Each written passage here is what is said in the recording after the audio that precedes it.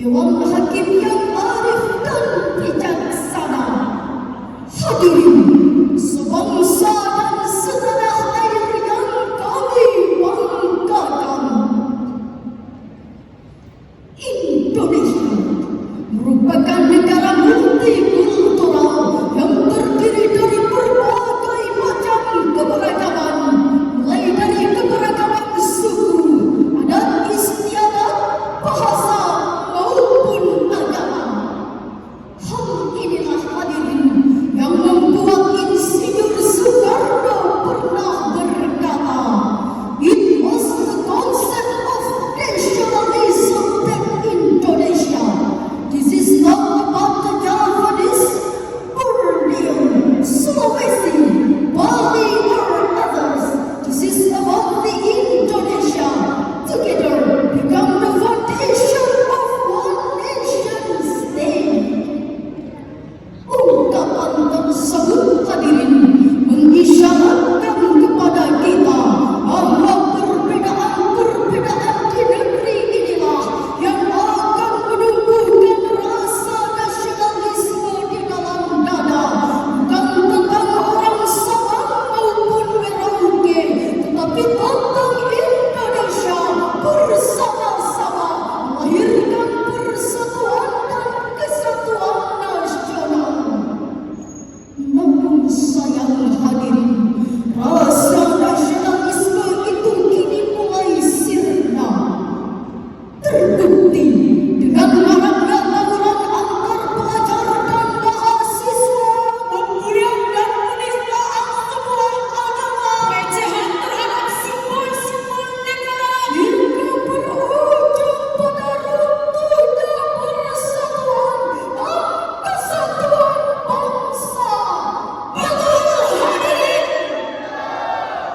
Atas dasar inilah bergugah hati kami bertiga untuk menyampaikan sebuah syarahan Al-Quran dengan judul Nasionalisme dalam Konsep Al-Quran, dengan landasan Al-Quran Surah Ali Imran ayat 103.